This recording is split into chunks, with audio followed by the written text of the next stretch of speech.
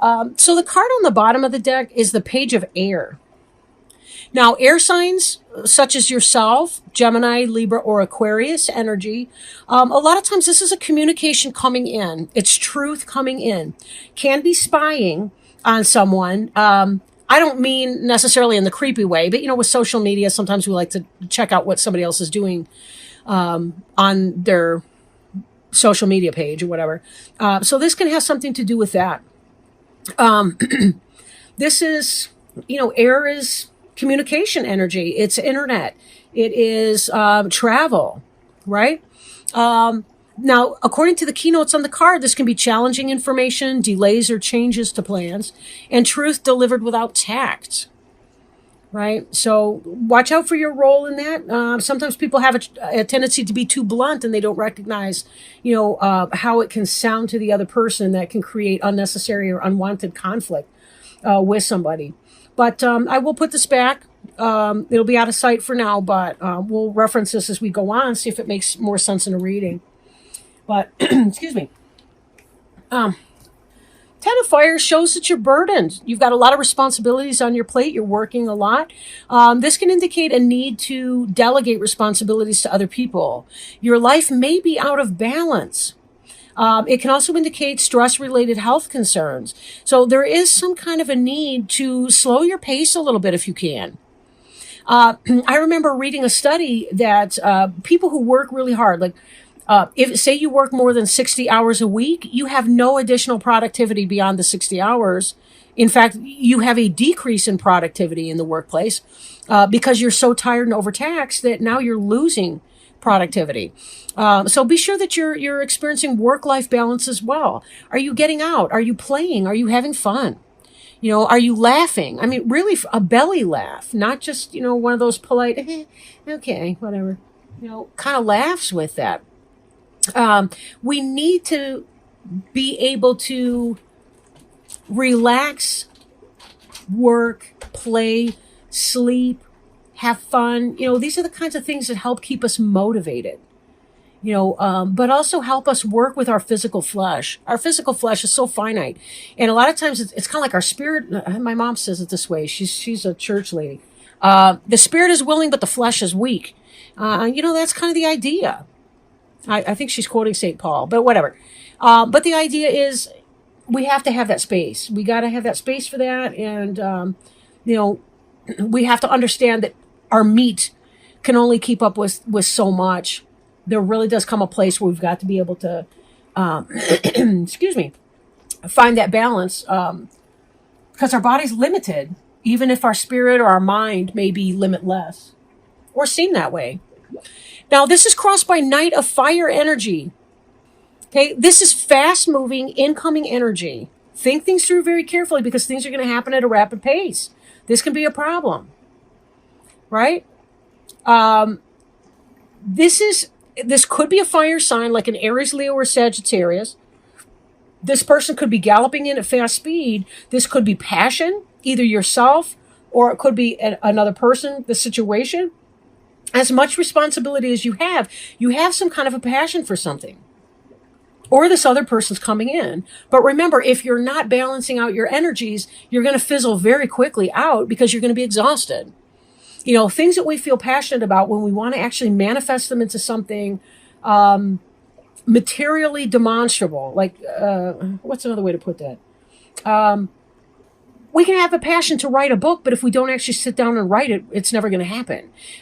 You meet somebody, you're really attracted to them, you want to have a relationship with them or something like that. You can meet at the Sleazebag Motel or something like that, but at some point they're going to want to go out to a restaurant. You still have to make time for dinner. So again, finding that work-life balance is going to help you achieve whatever it is that you want to achieve right now. So be careful that you're allowing space for that. Now, the Ace of Earth is kind of, like I was just saying, there comes a point where you want to take this passionate energy and manifest something solid with it. Manifest something solid with it. You want to be building. And the Ace of Earth is about a new beginning. It's new financial success, new abundance, new business adventure, documents and contracts coming in. This is about taking the steps to build your brick and mortar house or your your new job or whatever, your new project idea. You're taking this passionate energy and you're applying it over here. Now, for some of you, I'm getting romance. I'm getting different storylines in here. For some, it could be a romantic situation. For others of you, it could be like a business or venture or success of a sort that you want to do. You're having this passionate forward motion in a business. Then again, if this is a relationship, that's going to be about doing the actual work to create the relationship. Spending time together. Becoming boyfriend and girlfriend, announcing to the parents, going out to dinner, going out to the movies, or dating. At some point, possibly building up to the sort of relationship where you move in. It's whatever. I mean, not to put the cart before the horse on that, but, everything in its own time. But this is fast, passionate energy, whatever your situation. If you're married, this is most likely going to be some sort of business relationship. If you're not, if you're single, this could very well be a passionate individual, an Aries, Leo, or Sagittarius, or somebody who's coming off in that energy. Possibly younger than you, but it really depends on your age and your stage of life. Symbolically, hypothetically, the page is kind of like the student, the child or student.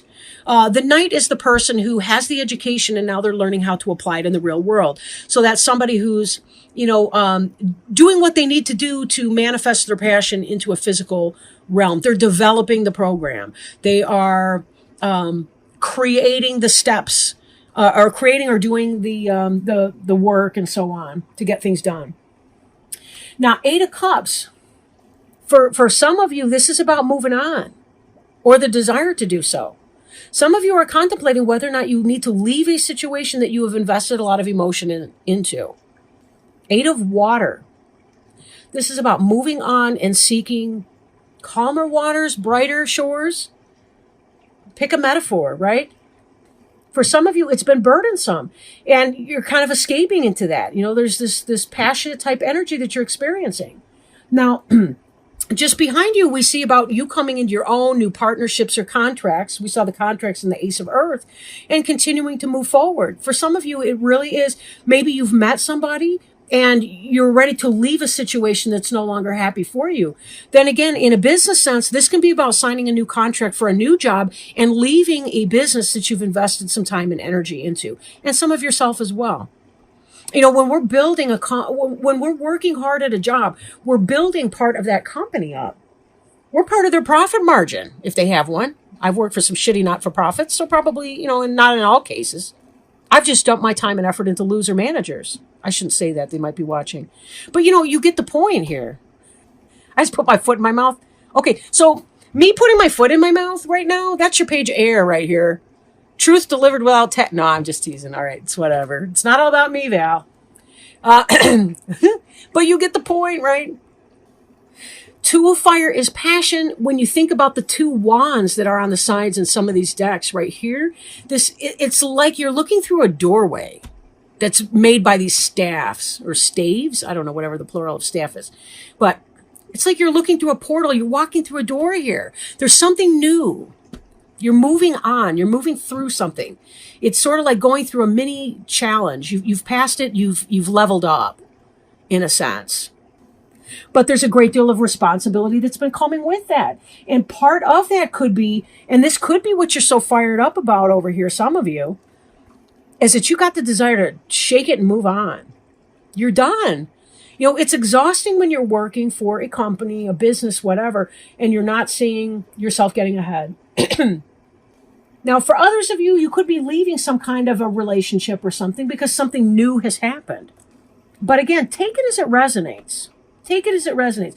Most of this, my feeling about this is more of a business type sense with that, because I'm really not seeing the romance cards I would expect to be seeing if this were specifically related to that. But again, there's a lot of people that can view any one specific reading, and these are general. So as I said before, I'm kind of feeling a couple different storylines. Now, in the future, we have the Empress card. Excuse me. Okay, the Empress is kind of This is about the birth of something new, like the birth of a new project. She's the ideal mother. She's sort of the queen of the other suits. Like she's the balance of air, water, fire, and earth energy, right? She's very balanced. Now, she is, the Empress card relates to Venus, and Venus is sort of the feminine sexuality. Mars would be the masculine energy, sexually speaking. So she's going to have to do with fertility and all the rest. Now, Venus is the planetary ruler of Virgo or Libra. So it could possibly relate to either a Virgo or Libra for you, but she's the ideal mother. Then again, this could be the reason that you're working, you're experiencing this passion. It could be this here. Now, if you're say a heterosexual,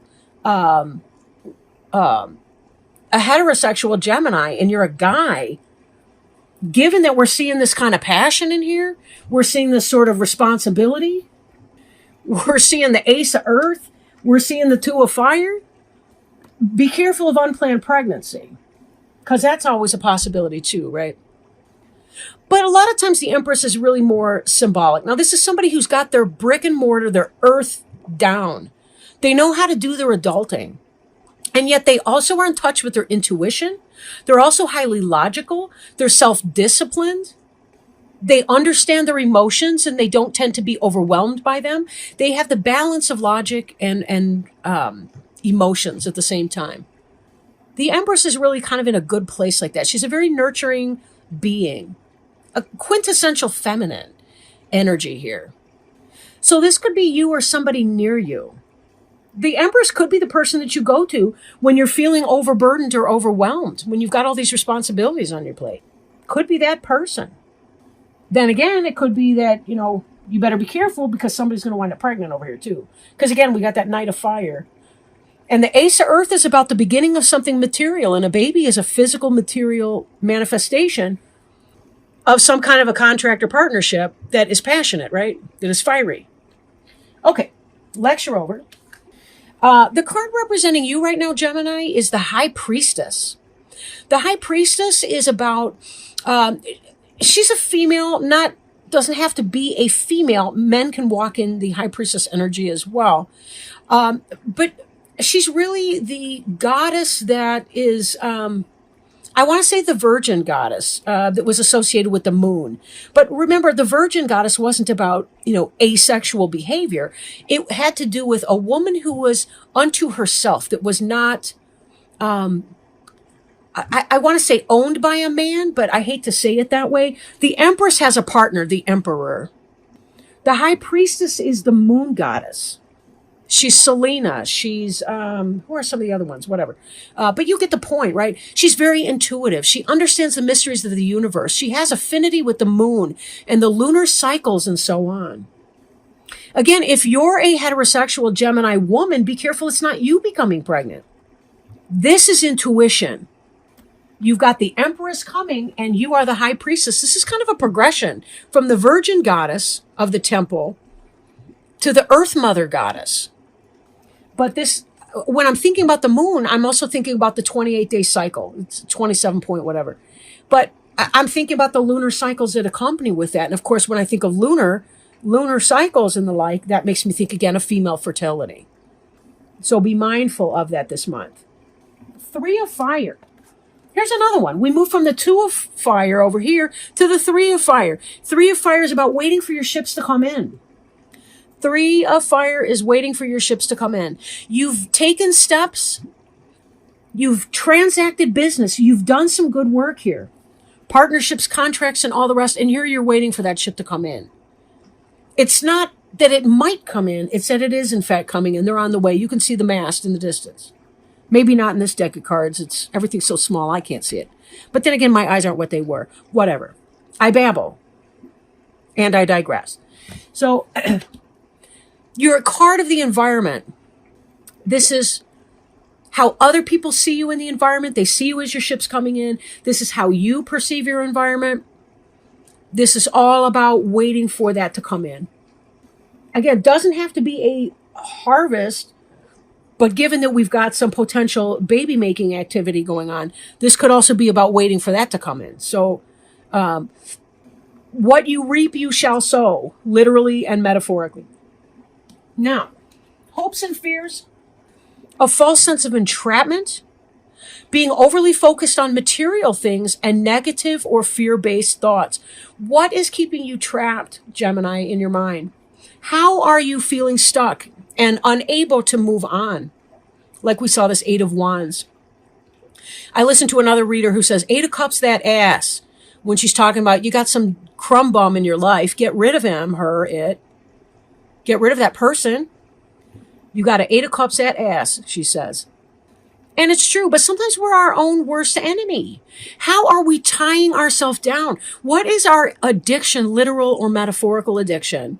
What is it that we are holding on to that no longer benefits us, that we need to really get rid of? What is our fear in this? How are we keeping ourselves trapped in a burdensome situation because we're experiencing fear? Why are we grinding ourselves into the ground like that? We need to come back into this place of balance and let go, right? What is our metaphorical baby? But, what is it that we're attached to that we don't need to be? Now this is in the hopes and fears. So it could be that you're fearing that you're going to have this issue. Then again, sometimes people focus on things and like, it's all the same. It won't matter anyway in the end, and this and that. And we kind of kneecap ourselves because we think negatively. We have to think the language of manifestation. If you want change to happen, if you want to feel excited, if you want to bring this passion back into your life, you got to figure out what that means for you. And is it a selfish passion that's just going to trap you? Or is it a positive passion, something that's going to help you feel motivated in your life? Where do you need to feel passion in your life? Where do you feel dead? Where are you walking through the motions or going through the motions? And I, of course, think of that Buffy song. But whatever, where are you going through the motions in your life? How do you kick yourself into gear? This Two of Earth, too much going on at once, the need to make a decision and consider a more playful approach. And didn't we talk about that in the beginning, about the need to be more playful? Or was that in my Taurus reading? But no, that was here because we had this Ten of Fire with the responsibility. Life is out of balance, stress-related health. The Two of Earth is this kind of, can you even see my hand? We're juggling from one thing to the other, trying to figure out what are we going to do next. I'm trying to make a figure eight here. It looks crazy on this film. But anyway, playfulness, making a choice, determining what it is that we want. It's not going to be that easy. Life is just not that easy. We have to make choices. We can't say, well, I'm not going to make a choice, because ultimately that becomes the choice, is when we don't decide something and we let it all play out, and then we lose the opportunity, and then we realize, oh, well, crap, maybe I should have done something about that. Maybe I should have done that. But by then the door's closed. It's too late to do it. Not making a choice is making a choice. There's no way to avoid that information. I do remember, it seems to me, on your last reading, the mid-November reading, there was something else that you guys, I did a 9-card spread. You guys were, there was something that was not being brought to light, something that was hidden from view, because you had the Moon card dead in the center, and there was also some kind of a choice or decision that you needed to make. I wonder, what's your inauthenticity? When and why are you being inauthentic? That's part of your ego, right? And look, I'm not picking on you. I do the same damn thing. Whoops. Right? I do the same thing. We all do, because we're human. Ego is about taking care of our earthly needs, right? It's taking care of our physical material beings.